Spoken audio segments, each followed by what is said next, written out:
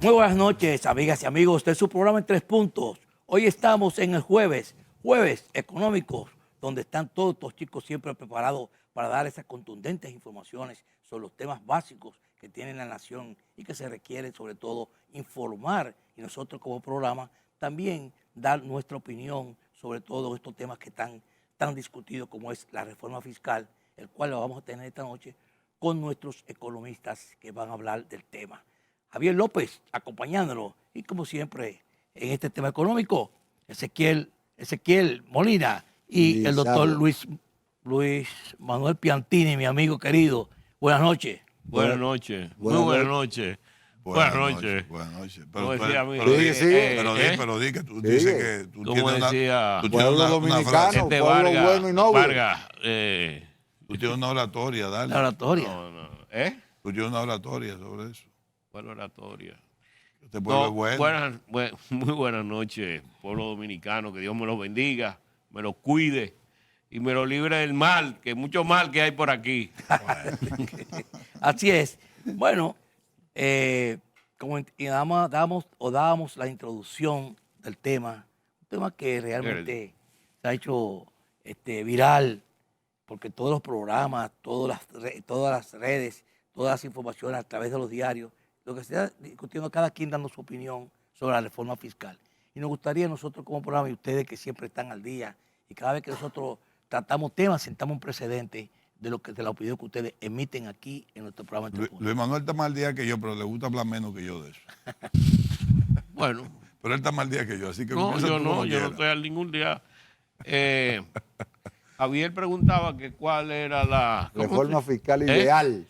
La reforma fiscal ideal, ninguna. Yo le dije, ninguna.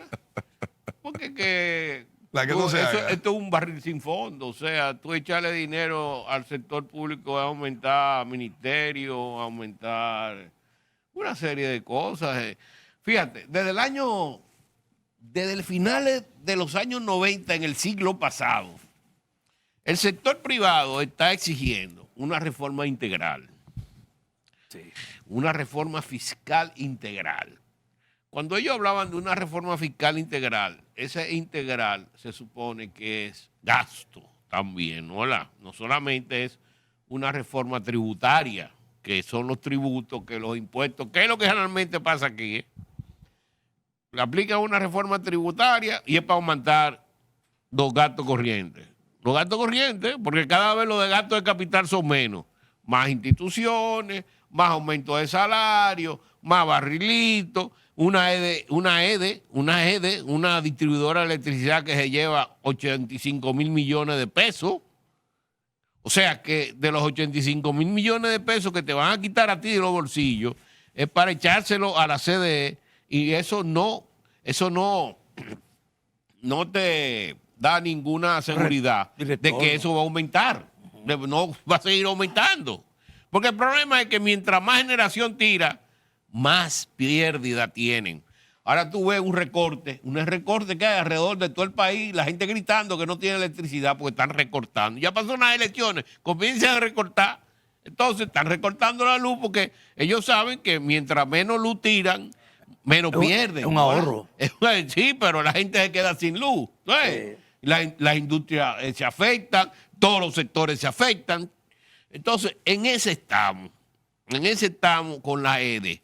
Mientras eso no se resuelva, que ningún gobierno ha sido capaz de resolverlo, pero el sector privado sí, porque tú tienes CEPEN en el este. CESPEN también. CEPEN en el este, que Friusa es un barrio marginado, con enorme cantidad de gente ahí. Tú lo ves todo con luz. Prepago. Y paga su luz. Pero no, aquí es el populismo y la demagogia lo que priva. ¿Por qué? Porque la clase media que es aquí, la que está hasta aquí, hasta el cuello, se le pegan los impuestos y los tiene que pagar. ¿Entiendes? Como ahora que hay un proyecto de ley obligatorio de votantes. ¿Y por qué? ¿Pero en qué? ¿Es una dictadura que te obligan a ti a votar? como señalaba uno, pero, pero si la gente no está votando, es por ese mismo Congreso, porque la gente ve lo que es ese disparate.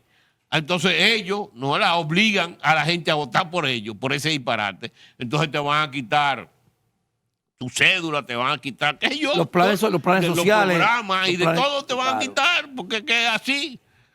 Y después hablan de la tiranía. Estaban celebrando la muerte del tirano, pero es una tiranía. La tiranía de la ley, para que otros la cumplan, pero ellos no la cumplen. Porque es lo que decía Jesús de los fariseos. Ah, sí, oigan lo que ellos dicen, pero no hagan lo que ellos hacen.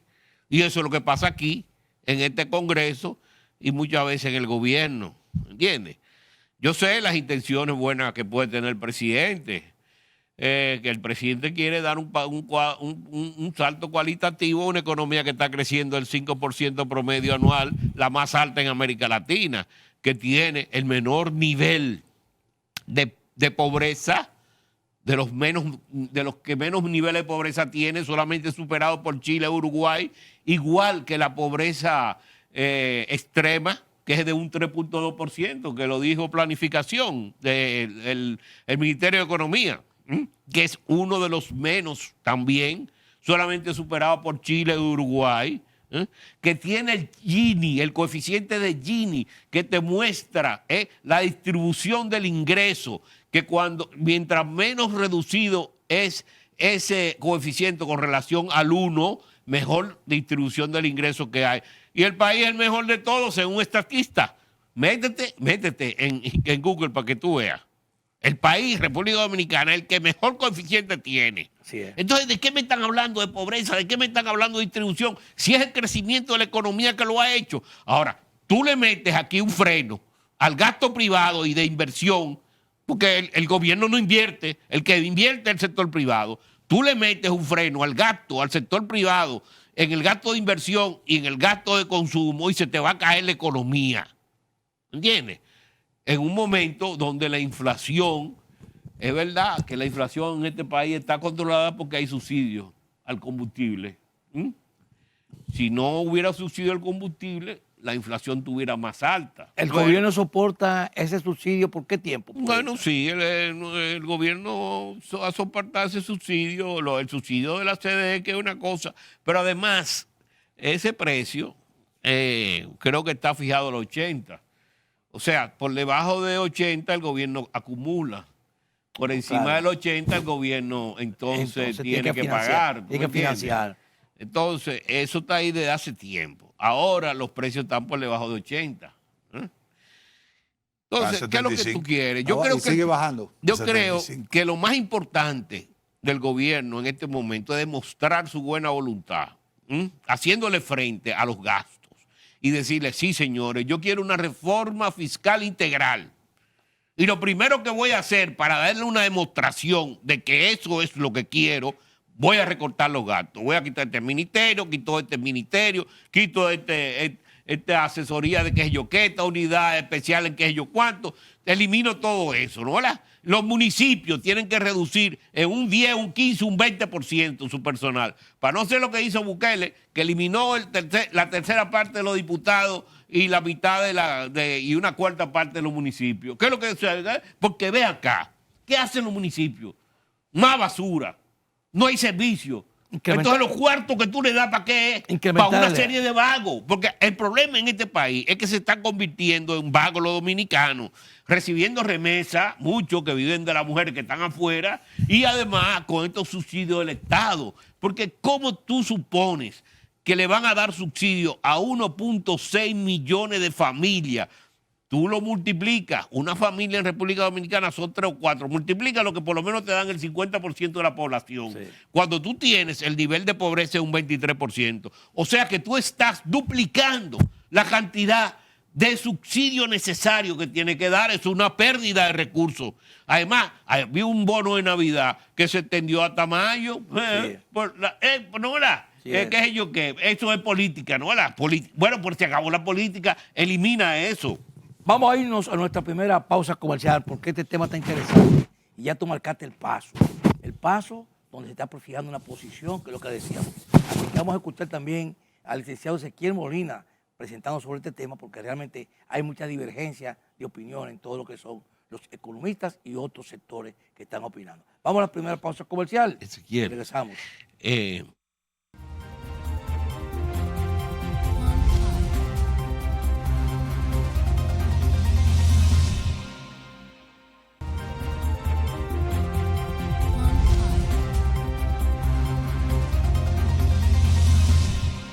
Bien, continuando con nuestro programa en 3 puntos, tratando estos temas económicos de gran importancia, sobre todo por la divergencia de opiniones, como hemos dicho, que se están dando en diferentes sectores, sectores económicos, sectores sociales, sectores empresariales. Y nosotros también estamos aquí dando nuestra opinión económica sobre lo que va a ser esta reforma fiscal. Ezequiel, adelante. Bueno, le confieso que yo voy a disfrutar los próximos 5 meses, porque esto se va a coger 5 meses mínimo en llegar a un acuerdo, las fuerzas económicas, los factores, los sectores fácticos, los agentes económicos. ¿Tú crees que el presidente, teniendo mayoría en el Congreso, va a llegar a consenso en este aspecto? Bueno, él va a intentar hacer el consenso, pero él no lo va a lograr. Ahora, los empresarios sí van a hacer un consenso con el presidente, pero no la oposición política. No, estoy hablando de los empresarios. Los empresarios están claros, Hay que hacer una reforma que lo castigue menos posible a los sectores productivos, porque lo que hay que evitar es que las reformas se conviertan en regresivas y que castiga la producción. Eso está claro. O sea, si tú no produces riqueza, se convierten en regresivos los impuestos automáticos. Ahora, los empresarios hicieron ayer una convocatoria, por así decirlo, del CONEP en Santiago. Y fue muy, muy estratégico y muy inteligente de la parte de ellos decir, estamos abiertos. Voy a hacer un resumen de lo que me interpretó. No estoy cogiendo la palabra de ellos textual. Estamos abiertos a una negociación, estamos abiertos a hablar con el presidente, a hacer un consenso con el gobierno para que la reforma sea lo menos lesiva posible y además que sea sostenible, porque no hacemos nada con hacer una reforma fiscal que no sea sostenible en el tiempo. Ahora bien, la reforma se tiene que convertir en una estrategia del gobierno en la parte comunicacional y para lograr la reforma. Si la quiere imponer con el Congreso de mayoría, se le puede caer. Y la puede imponer. Y la puede imponer. Claro. La oposición política no le va a secundar, como ellos no lo hubiesen secundado tampoco cuando estaban en la oposición. Eso siempre es así. Pero como se va a hablar con los empresarios y con algunos sectores, se va a lograr el consenso al final. Bueno, pero mira, ven acá, Ezequiel, dado el problema que hay aquí en la colección de impuestos, porque estamos hablando de evasión de más de un 50%, ¿tú entiendes? Mientras más alta tú pones la tasa, más te va a evadir. Claro. Hay una corriente que yo te oí una vez a favor de eso, de que en vez del impuesto sobre la renta en las empresas, se pusiera un impuesto a las ventas. Eso lo trajo Andy Dawahi un impuesto a la mínimo. mesa de discusión, porque hay otros países que sí lo tienen, sí, que ha dado muchos resultados. Sí. Habrá que ver cuáles son las tasas, porque sí, se está buscando que esa propuesta de Andy, sí, no sé si él habló de los porcentajes definitivos, pero sí habló de la propuesta estructural, sí, que puede ser desde un 3 hasta de un 1 a un 3. Un 3 no es tan fácil soportarlo, pero un 2 y un 1 para las pymes es posible, es posible. ¿Y cuál es la diferencia de un 2 o un 3? Bueno, lo que pasa es que cuando tú conviertes en empresas que tienen poco margen, el 3 de la venta, cuando hay empresas que el margen es bajito por naturaleza, por competencia, hay empresas, por ejemplo, no voy a decir nombre, que lo que ganan es un 6 neto. Sí. Si le ponen un 3 a la venta, cuando venden 30 mil millones, voy a poner un ejemplo. César Iglesias, que me acusen los dueños de César Iglesias, vendió 30 mil millones de pesos el año pasado y se ganó nada más 1.200 millones de pesos. Pero espérate, Ezequiel, sí, el asunto no es que tú aumentes el 3% a tu venta. El asunto es que de esa venta, el 3% tú se lo das al Estado. Sí, correcto, pero un 3 para que no se traspase el precio al consumidor, debería ser mejor un 2.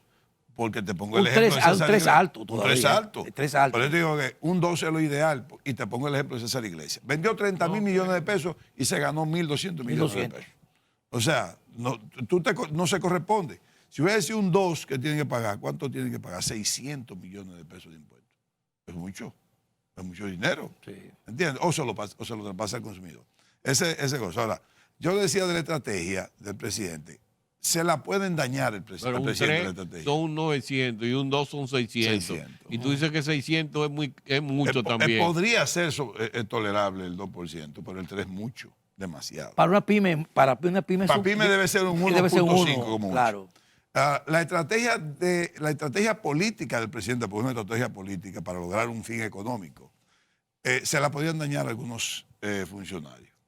Porque, por ejemplo, hay un director de una institución del Estado, que es recaudadora, que dice que el gobierno se ahorró 26 mil millones con la reducción de gastos.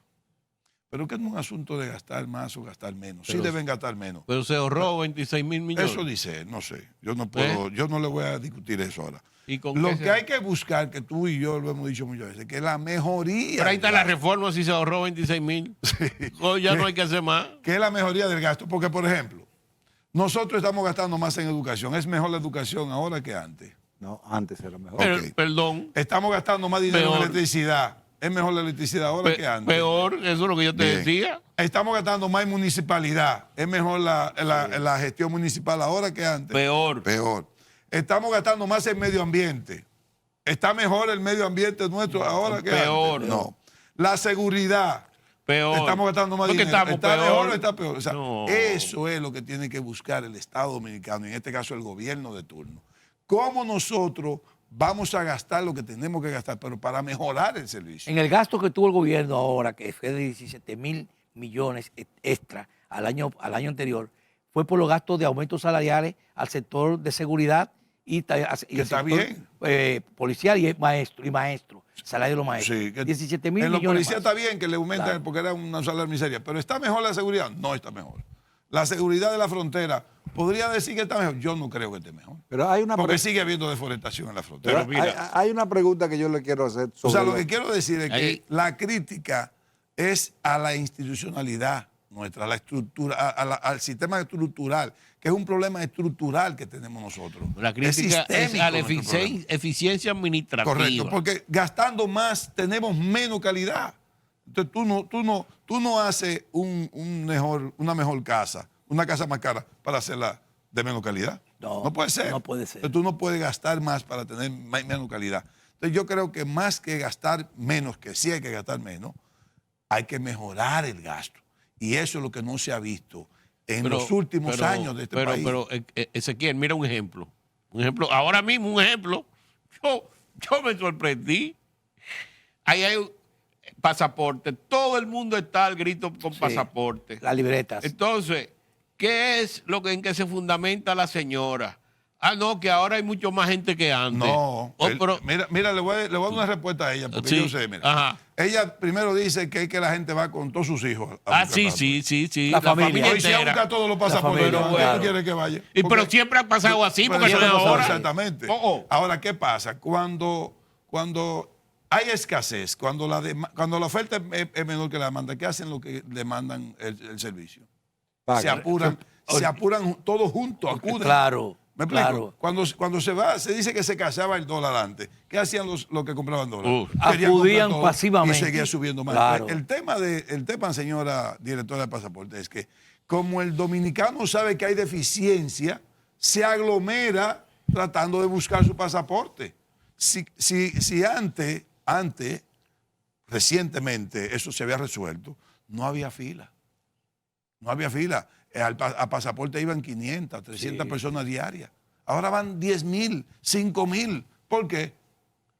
Ahora, ¿cuánto tú crees que tienen el pasaporte? 300. Pero ¿sabes qué pasa? Que cuando dicen hay libretas, todo el mundo acude masivamente. Mundo. Es una realidad. ¿Entiendes? Es un tema. Ahora, la pregunta que yo le hago con el tema fiscal. El gobierno, han salido los asesores de los ministros y de los directores generales. No se va a disciplinar diciéndole a todo el mundo, oye, vamos a hacer una reforma fiscal y a ustedes yo voy a seguir gastando todos los cuartos como me dé mi gana. Pero yo por eso digo que no es no gastar, es gastar mejor. Por ejemplo, lo de los asesores es un abuso que un ministerio, cualquiera que sea, tenga 20 asesores, 20 asesores, 18 asesores, ¿Pero haciendo 16 qué, asesores. señores? Porque tú puedes tener 2 ¿Pero asesores. haciendo qué? Porque yo no es por defender a mi amigo Andrés Terrero Alcántara. Él es asesor financiero y de lavado de activos del Ministerio de Industria y Comercio. Se está ganando su cuarto. Andrés no se queda en su casa a recibir su cuarto. Andrés va todos los días al sitio que le corresponde de ese ministerio y hace todo lo que se llama revisión de materia de auditoría, de logística. Él no es que el auditor, él es el asesor.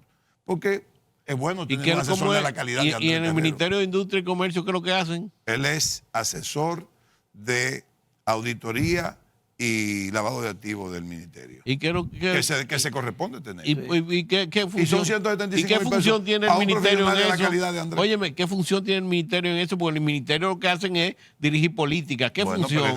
Pero no es operativo. No importa, pero sí tiene que vigilar. Pero la auditoría es la supervisión tiene que vigilar. del manejo. La auditoría del propio ministerio. Tiene que vigilar porque depende de muchas direcciones. Es auditoría interna. Claro, y tiene que vigilar la auditoría y la operación contable y financiera que se hace. Mire, yo estuve invitado a la reunión. Digo, lo pongo a él porque lo conozco. Sí. No digo que los demás no tengan también alguna justificación. Ahora, 20, 18, 16, 2.5 millones mensuales de asesoría.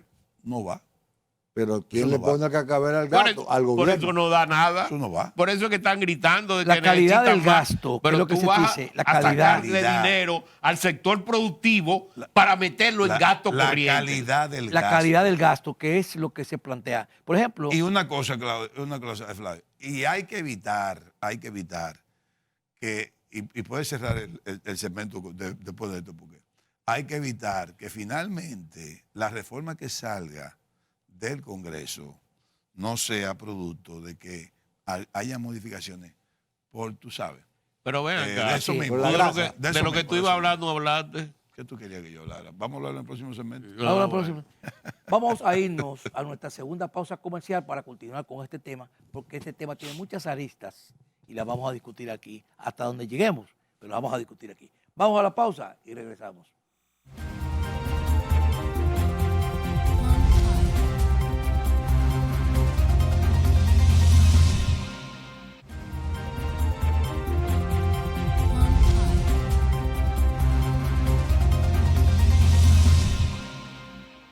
Bien, ya de regreso aquí, nosotros discutiendo estos temas económicos que están ya un poco manoseados, pero no terminados, que eso es lo interesante. Ezequiel y Luis Manuel, ayer en la conferencia que yo estuve invitado ahí en Santiago para ir al encuentro con el CONEP, Celso Juan Marracini dio a conocer que él está de acuerdo con que se en este momento la reforma fiscal que sea consensuada entre todos los sectores. Celso fue ese. Celso Juan, que es el Juan, presidente el hijo. Celso Juan. Sí. Entonces, Celso Juan dice que él está de acuerdo, pero que sea consensuada con todos los sectores, tanto los sectores productivos como todos los sectores políticos de la vida nacional, que son puntos de buscar una reforma integral, donde se castigue menos al sector productivo, sino que se busque cómo lograr los ingresos, que sea de sostenimiento del sistema financiero, el sistema económico total, porque nosotros estamos muy bien vistos, la imagen nuestra está muy bien valorada afuera. Entonces nosotros tenemos que mantener y tratar de que los déficits que hay, sobre todo, le di un ejemplo, que los gastos que tiene el sector eléctrico, el sector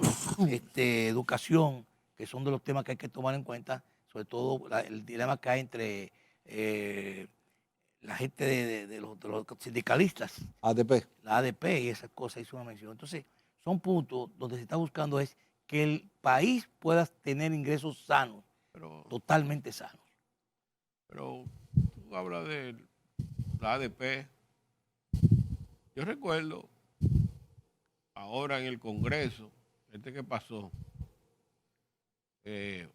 o fue cuando Danilo era presidente, que uno que fue dirigente de la ADP el presidente de la ADP, el presidente de la ADP, diputado, presentó Hidalgo unos estados de depósito de más de 1.000 millones. ¿Tú sabes lo que es eso? No, ese fue el que fue presidente de la cooperativa. Eso es el manejo de los fondos de pensiones ahí, que nadie le entra a eso. ¿Sabes? Entonces hay cosas que están pasando que tú dices, bueno, Pero qué indolencia hay en este país, ¿no? ¿Verdad? ¿O qué autoridad más indolente? No estoy hablando de esta, estoy hablando de todo un proceso que viene viéndose en este país, ¿no?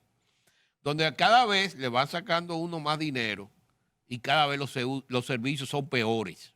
Peores, todo es peor. Y cada vez te sacan más dinero para meterlo en un barril sin fondo, para estar empleando gente que no hacen nada, para crear vagos. Porque el problema aquí es que son los haitianos los que están haciendo el trabajo de nosotros. Porque a nosotros nos están enseñando a ser vagos con la remesa, con todos estos subsidios, con todo este lío. Ahora, el dominicano no quiere trabajar porque se lo dan fácil, ¿tú entiendes? Entonces, el que viene a trabajar por los dominicanos son los haitianos. Y después no queremos, pero esa es la realidad. Porque si aquí no hubiera un hoyo de necesidad en ese sector, y no es verdad que le pagan miseria, no es verdad, porque en el sector construcción no pagan miseria. Pero el tema de los haitianos no es que trabajen, hay que organizarlo. Aquí el inmigrante haitiano no está organizado porque viene sin documentos. Pero mira, yo he tenido experiencia y esa gente exige, que le paguen su pero el sector construcción tiene tarifas, que no puede evadir nada, es por tarifa. Ahora, ven acá, tú ibas a hablar ahorita y se va a acabar el programa y tú ibas a hablar de un tema que es importantísimo, que va junto con el código tributario. El ministro de Economía, integral, Planificación y Desarrollo, que es un tremendo funcionario, habló de su parecer en una reforma fiscal y qué debe buscarse con la reforma fiscal y la reforma. Habló de agua, que el país tiene que buscar la manera de que haya agua para todo el mundo. Habló de electricidad, de cómo mejorar que el Estado no aguanta el tema eléctrico en ese formato de subsidio permanente. Lo que no aguantan son los ciudadanos, porque el Estado lo está aguantando. Exacto. Y habló muy bien de la reforma fiscal, pero lógicamente él no tenía que tocar el tema. Se le olvidó, o no se le olvidó, sino que no tocó porque no le incluye, si se quiere, o no le pertenece el tema. Pero él habló de la reforma del agua. La reforma laboral, señores, miren, de verdad. Sí, y es un llamado al gobierno, a los empresarios, a los sectores económicos. Si no hay reforma laboral a ese código, no debe aprobarse reforma fiscal. Esa es mi posición como analista económico y como empresario. ¿En qué consistiría más o menos en el sector laboral un ajuste de lo que está... La eliminación de la cesantía. Bueno, debe haber flexibilización del horario. Eso. ¿Está bien? ¿Flexibilización? Del horario. O sea, una persona que trabaje un domingo, pues en 5 o 6 horas, no hay por qué que ponerle horas extras, porque pues, según la ley, si trabaja domingo, tiene que pagarle horas extras. Acá, sácame de incluyendo los restaurantes. Sácame de esta confusión, Ezequiel. Para mí hay doble tributación, vamos a decir, en términos del aporte por un lado y la cesantía por el otro. Correcto. O sea, en términos de lo que está haciendo el empresario. Correcto.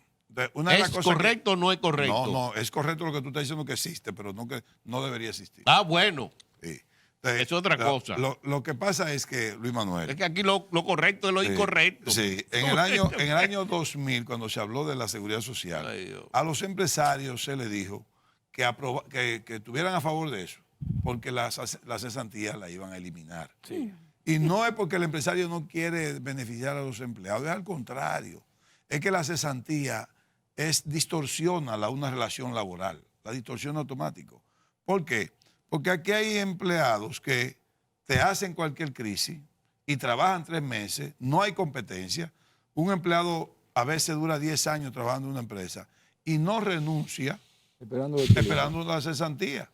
Aun cuando el siguiente trabajo que le están ofreciendo paga más. Dice, bueno, tú me pagas 10,000 pesos más, pero es que voy a perder $1 millón de pesos en cesantía. ¿En qué nivel se da eso? En todos los niveles. En todos los niveles. El que es el nivel más pequeño de salario, lo que hace es que te provocan que tú lo canceles. Te provocan. Y en ese nivel no hay tanta exigencia de parte del empresario en nivel técnico de desempeño. Pero yo he dado una fórmula, la he explicado acá en televisión, diciéndole, Vamos a suponer que tengamos seguro de desempleo y que se ha pagado una gran parte por el empresario. Que en vez de un 7.2% de pensión, el empresario dé un 11 y el empleado dé un 5, para que sea un 16 en vez de un 10 y tenga mejor cosa. Todo eso beneficia más a un empleado que una cesantía y le voy a explicar por qué. La cesantía o las prestaciones laborales, el que renuncia pierde, renuncia a todo. O sea, son algunos derechos adquiridos que se quedan.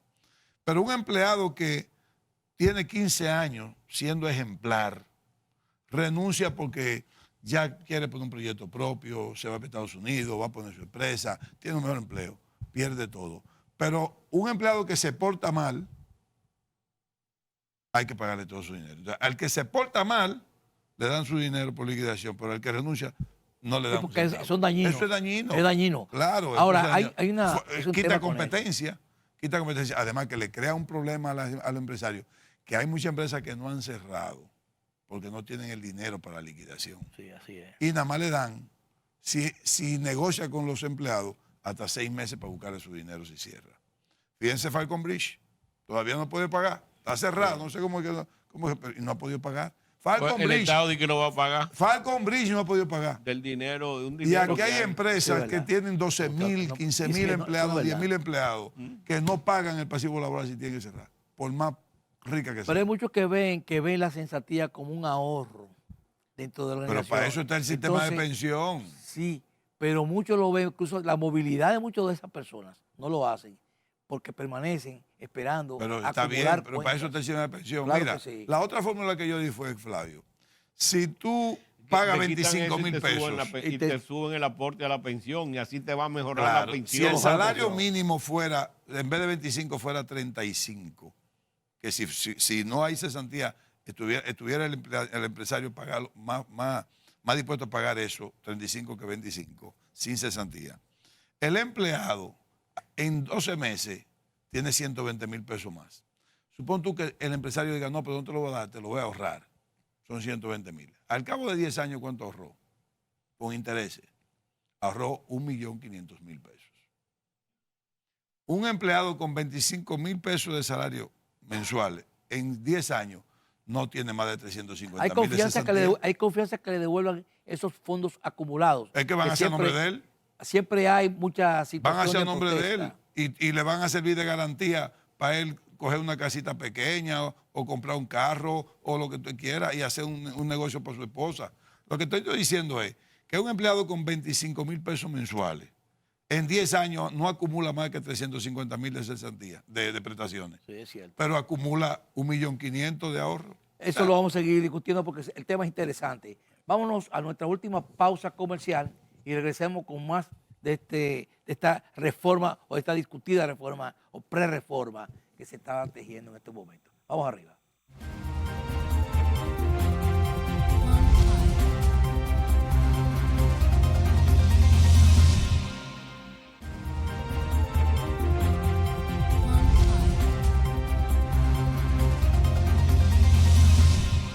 Bien, a todos nuestros amigos que siempre siguen nuestro programa, ya estamos en la última pausa para todos aquellos que se integran en este momento y estamos llevando nuestros temas económicos, sobre todo la reforma fiscal y todos lo que son sus aristas que están dentro de ese sector y lo que afecta también, lo que no puede afectar a la ciudadanía, sobre todo a la clase menos pudiente, pero lo estamos tratando esta noche. Adelante, Ezequiel. Mira, cuando hablábamos ahorita de que se gastara menos, y yo quería que se gastara mejor, pero también dije que sí que hay que gastar menos.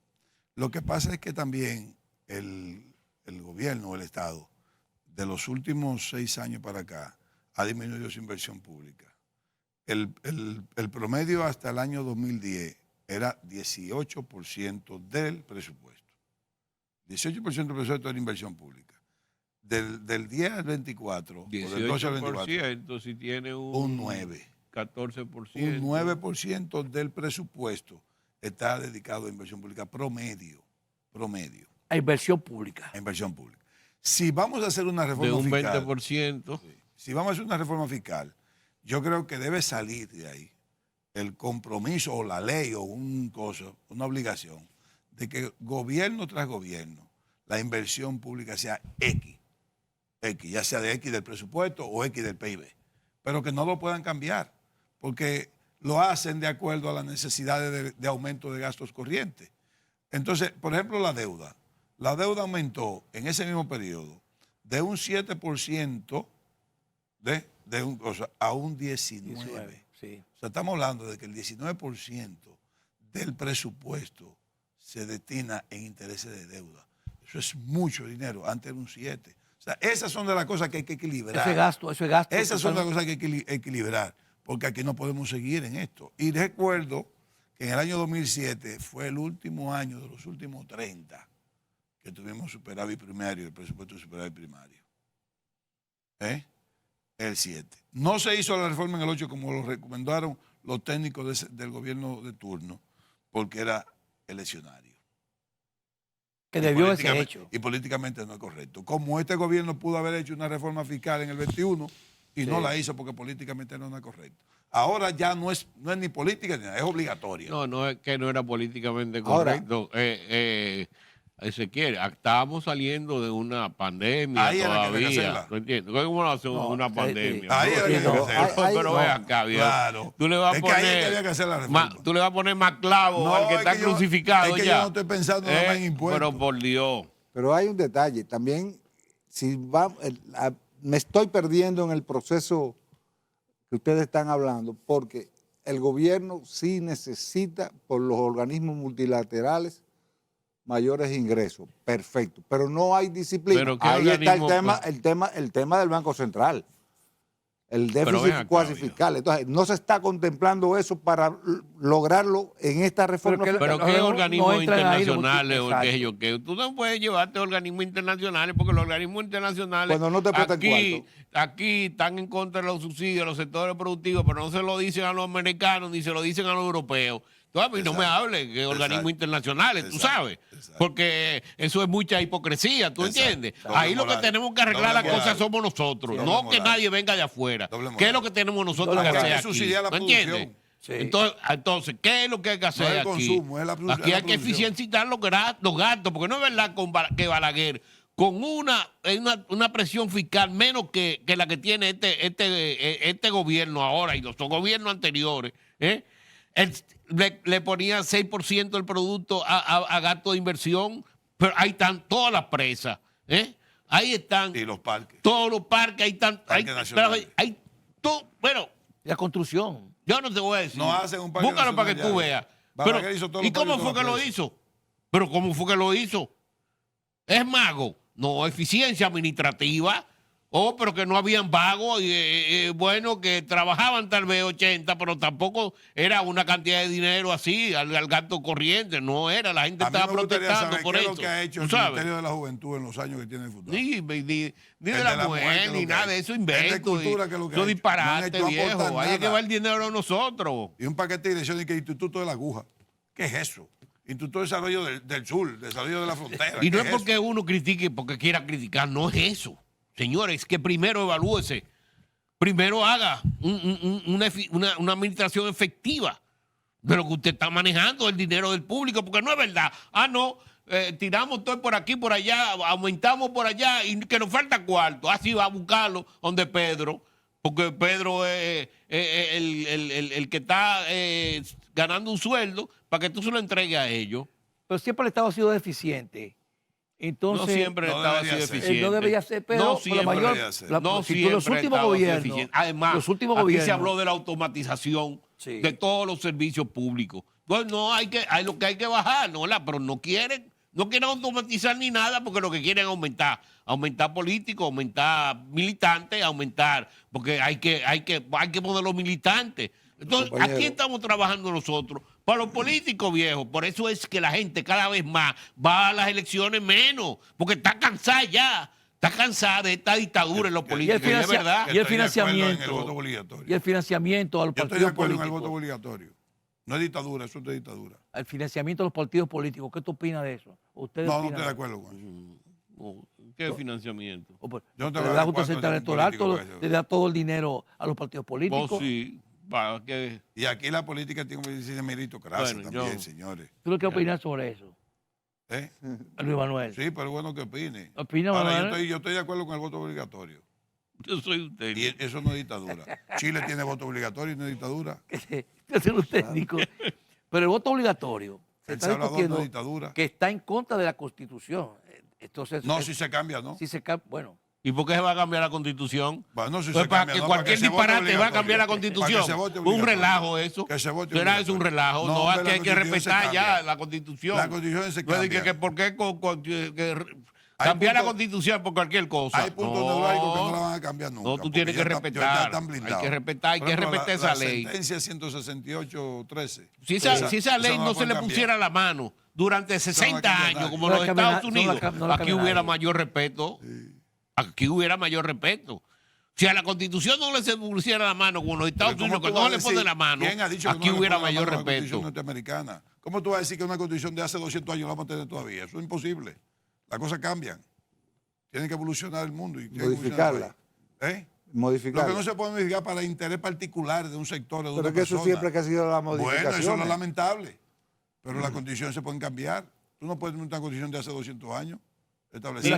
Aquí con la Se cambien Constitución. algunas cosas, pero no a cada vez que hay un disparate se cambie. Lo que no debe ser en intereses Pero los gobiernos que han particulares. cambiado la Constitución siempre se hace un traje a la medida. Eso es lo lamentable. Que es lo lamentable. Eso es lo lamentable. Y no pensando en el desarrollo del Eso país es lo lamentable. ni los demás necesitados. Eso es Es lo una realidad. Claro. Eso ha ocurrido siempre. Búscate, los países que más cambian la Constitución son los países donde hay mayor desorden, donde hay menos institucionalidad, donde menos se respeta Yo no la he ley. dicho- yo no he 36 dicho veces para que que tú sepas no te puedo eso. discutir eso, lo que digo es que para las que tú constituciones se pueden cambiar. para que sepas eso.